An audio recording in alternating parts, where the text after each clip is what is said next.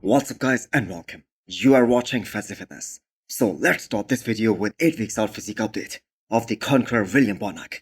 So I'm not gonna lie, many of us thought that it would be kinda difficult for William Bonac to go up against some of these young guys like Michael Cruzzo and Behrouz Tabani this year, and also to secure his Olympia spot. And even though he was able to beat Behrouz Tabani by just 1 point, but at the end of the day a win is a win, even if it is by just 1 point. And here he is, prepping for his 10th ever Mr Olympia, which might very well be the last competition of his professional career. So is William Bonac gonna be a factor in that top 6 this year? I'm afraid I have to say no. The chances of Bonac cracking top 6, they are almost zero. Because the thing is, there are some things that have changed in his physique, especially at this stage of his career. And the reason is his age, plus the fact that he's at the tail end of his career. Now, he's still very round, very dense, but not even close to what he looked like back when he was in his prime. For instance, what he looked like in 2017. That was the best look of his career at the Olympia stage, plus the look that he brought at the Arnold Classic 2019. And I have to say, after Phil Heath, William Bonac was the most 3D looking guy out there. But I believe William Bonac will definitely rethink his decision of retiring from the sport, even if he doesn't place high at the Olympia. I mean, the man just made 40 grand, placing 2nd at Dubai Pro. And this prize money is supposed to increase next year. And if William Bonac can still win shows, if he can still win more money, while doing something that he loves, why would he retire? The Blade Dexter Jackson continued to compete up until he was 50. So why not William Bonac as well? So what does this 8 weeks out sneak peek of the reigning 212 champ, Keon Pearson's hamstrings tell you? Game over for everyone else, most probably. I think most of us would agree with that statement, because up until a few years ago, this was considered Keon's biggest weakness, and now it is slowly turning into his strength. So gone are the days when people doubted Keon and his ability to bring that conditioning. I mean, look at him right now. We still have 8 more weeks to go, and the champ is already turning heads. The kind of conditioning that he is at right now, that is just nuts. So Keon is closing all those gaps, with the former Mr Olympia Sean Carida had an advantage over Keon. Now we already know that Keon is just so superior, especially from the front. There is not even a single competitor out there in the 212 who can challenge Keon in those front shots. And the fact that he's also bringing an impressive level of thickness and density from the side as well. And even his back is looking so supreme this time. It's looking really deadly. So you have got to give credit to his coach, Patrick Tuor here. So Keon, in his first ever Mr Olympia with Patrick, he placed top 6, and the very next year, he was able to win the entire damn thing. And now it is all about building that legacy. Just look back at the pictures of Keon from the Olympia 2021, where he placed 14th. That was a real wake-up call. That was a humbling experience for Keon. And ever since that time, Keon has been working tirelessly. The man has never looked back, and now he is the reigning champion. And not just that, he does have an overwhelming advantage over all these other guys, because the improvements that he has been able to make in this offseason, they are speaking out even when he is 8 weeks out. And again, I'm gonna say it is gonna be extremely hard for Sean, or anyone else for that matter, to catch up to him. The world of bodybuilding had a lot to say about Phil Heath and his first ever show back in 2003. So if I'm not mistaken, he was actively competing as a bodybuilder for just 1 year, before he did his first ever show back in 2003. And that legendary picture of him and Jay Cutler, that was also taken at that show. So the more you look at Phil's career, the more you realize why there could not have been a better nickname other than the one that was given to him, the Gift.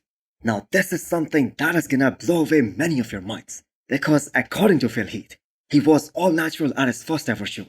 And by the way, he was a light heavyweight here, and he won. So me personally, I think Phil Heath was telling the truth here in saying that he was 100% natural here. Because just take a look at the pictures of Phil Heath from 2005 at the NPC Junior Nationals. It was 3D written all over his physique, and he transformed so much in just a matter of 2 years.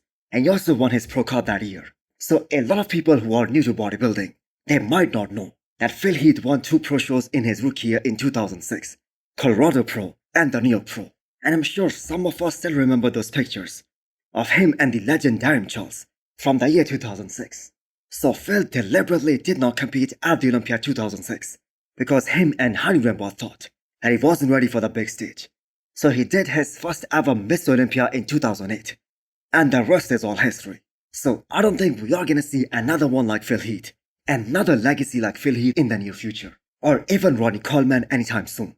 They were different breeds back then, and truly unbeatable in their prime. So it's really great to see Phil Heath still smashing it at the age of 44.